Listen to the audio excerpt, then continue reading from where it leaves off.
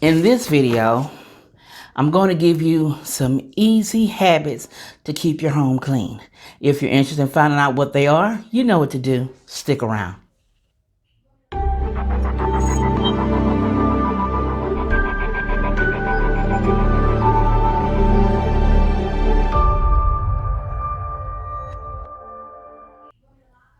Hello, I am Stephanie of Creatively Miss Me, and you're in the right place if you want to make decorating a bit easier on the budget.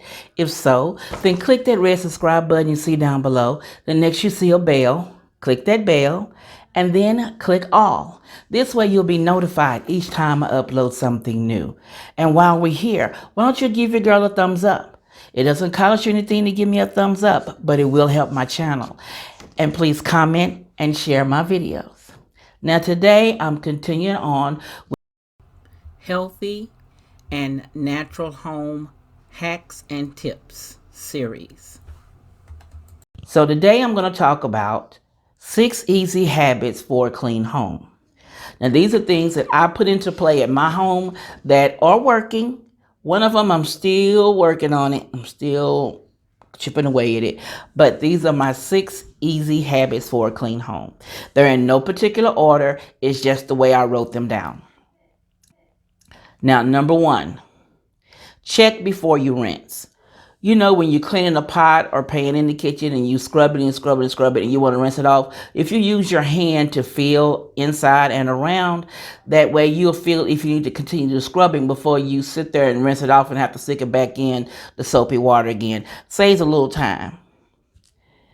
The next thing is to keep your surfaces clean. Like we have a drop zone, which is my breakfast table.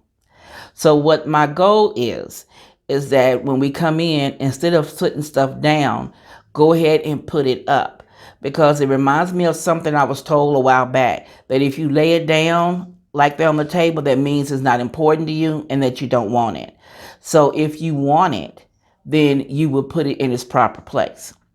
So it makes things a lot easier. Instead of having it dumped, you just go right on, even though you may be tired, go ahead and put it up, and then you can sit down and chill, and you won't have to see that pile continue to grow in that area. The next thing is focus on the task at hand. Now, when you're cleaning, for instance, it's not good to have the TV on and look at a movie while you're cleaning. You don't get anything accomplished. Now, what I've learned that worked for me is I have on music. And that way, when music is on, I can dance and hum and sing, but I still keep going and keep in time and keep things clean. So sometimes you may see me, I have my Bluetooth in or my, the ones that wrap around your neck, and I'm listening to music while I'm cleaning to keep myself focused on what I'm doing. And that means no phone, no talking on the phone while you clean it, no texting while you cleaning. All that can wait unless you know that it's an emergency phone call. 9 times out of 10 is somebody just want to talk and gossip. So try to put your phone on vibrate or quiet while you're cleaning an area so that way you can get it done. Next thing is something I'm really working on. Is to fold your laundry right away. When you get your laundry out of the dryer, you go ahead and you fold it right then. If you put it in the hamper or a basket out of the dryer, you know that 9 times out of 10, it's going to sit there for a while, days, maybe a week or so before you get to it. So I remember when I used to go to the laundromat, when I would take things out of the dryer, I would fold them up right then and put them in the basket and wherever. So when we got ready to go home, then when we got home, everything was folded up. You just put it away and you threw in laundry.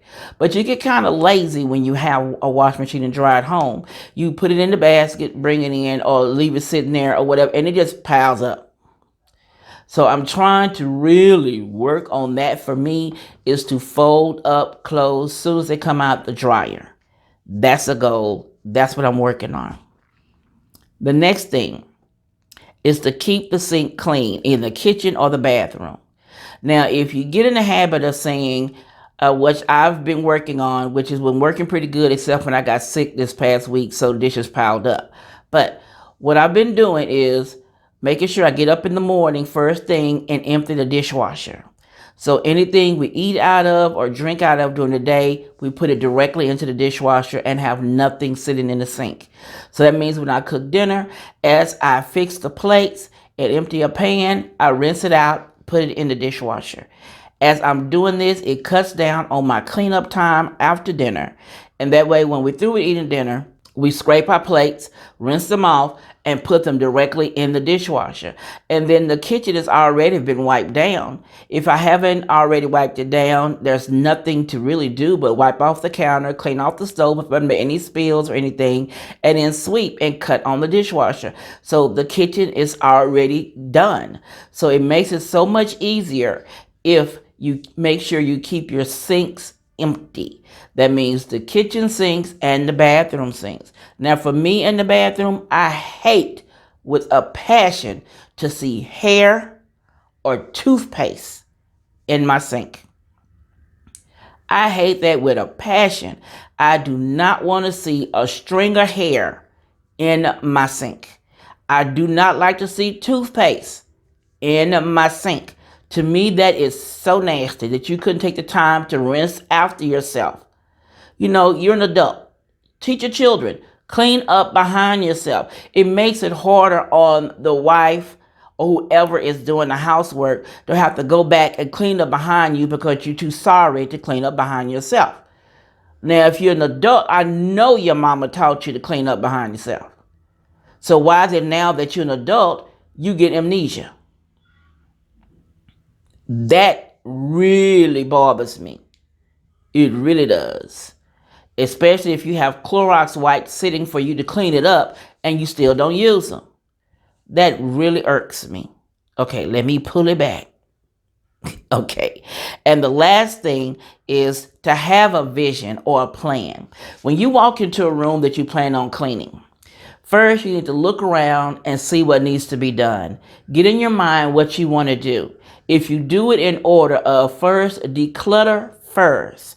Take everything that doesn't belong in that room out and put it away. Not move it to another spot. Put it where it's supposed to go. Like this cleaning product. I come in here and I pick this up. Well, it don't belong in here. So it goes in the hallway with other cleaning supplies. So I'm taking it to the hallway to put it with the other cleaning supplies. So if you get a vision and start first decluttering, and if it's a huge room, you can do it in zones. You can do declutter on this half, the sofa, this first, and declutter this half, whatever. But declutter first, then clean. And the rule of engagement on cleaning is clean from top to bottom. Some people like to vacuum first. Some like to vacuum last.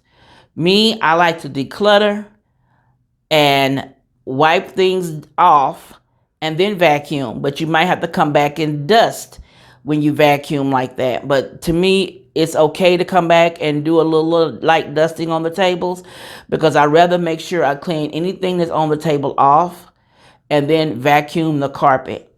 That's just me. So if this information helped you in any kind of way, let me know down below if it did. I would love to know. And let me know if you use any of these items that I stated for my 6 easy habits to keep a clean home.